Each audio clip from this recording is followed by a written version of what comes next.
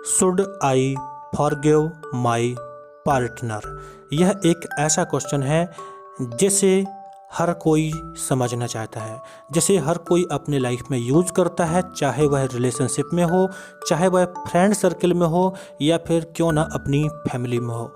यह एक ऐसा क्वेश्चन है जिसके बारे में हर कोई कुछ न कुछ अपने तरीके से करता है, और जब बाद में सही रिस्पांस नहीं आते हैं तब लोग सोचते हैं यार मुझे क्या ऐसा करना चाहिए, क्या मुझे किसी को माफ़ करना चाहिए।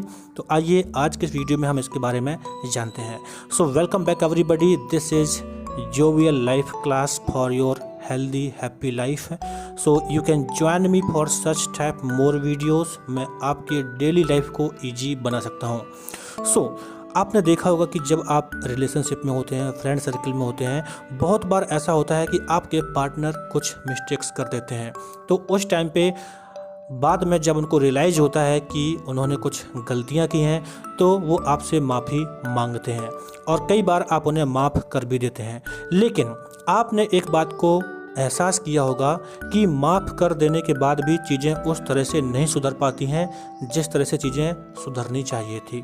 तो क्या हमें माफ़ करना चाहिए? अब इसके बारे में हम समझेंगे।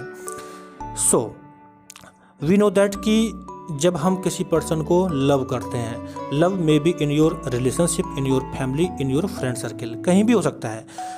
जब हम किसी पर्सन से लव करते हैं eight that time it is very important, यह बहुत ज़्यादा महत्वपूर्ण हो जाता है कि हम अपने पार्टनर को माफ़ कर दें। And forgiveness seems best response, और अच्छा तरीका भी है। अगर कोई गलती करता है तो हम उसे माफ़ कर दें तो एक बहुत अच्छा तरीका है कि चीज़ों को सुधारा जा सकता है। बट प्रॉब्लम कब क्रिएट होती है इसको समझना है।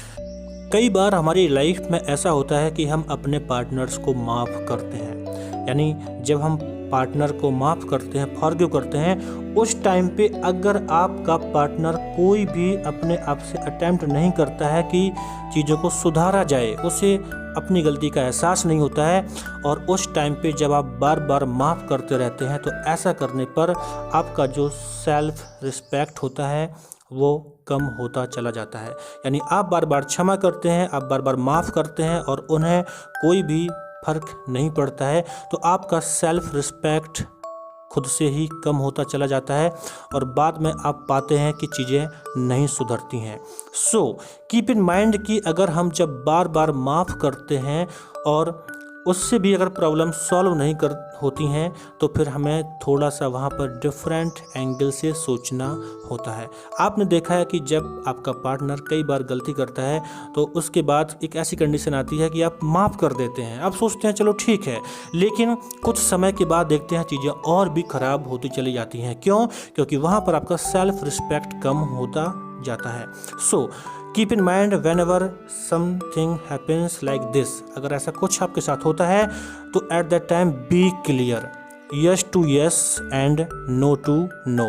Yes to yes and no to no का मतलब है कि अगर आपने एक बार किसी चीज़ के लिए मना कर दिया है तो कर दिया है, अब हमेशा आप उसके लिए मना करेंगे। होता क्या है कि जब हम किसी को एक बार किसी कुछ करने के लिए अलाउ कर देते हैं, फिर उसे हम मना करते हैं, फिर अलाउ करते हैं, फिर मना करते हैं, तो वहाँ पर हमारा खुद का सेल्फ रिस्पेक्ट मजबूत नहीं होता है और हम अपने ही बिहेवियर में फंसते चले जाते हैं, और हम बाद में पाते हैं कि सब कुछ ठीक नहीं है। So you must try to understand कि क्या आपके पार्टनर आपके द्वारा माफ़ी का रियली में कोई इम्पोर्टेंस रखते हैं या फिर बस ऐसे ही वो इग्नोर करते हैं। अगर इग्नोर करते हैं तो आप yes to yes no to no rule को सीख लीजिए और अपनी लाइफ में अपने रिलेशंस को बेहतरीन बनाइएगा। So thank you for watching this video. Please like and share and stay connected for more such type relationship videos, ताकि आप अपनी लाइफ में अपने रिलेशनशिप को बेहतरीन बनाकर रख सकें।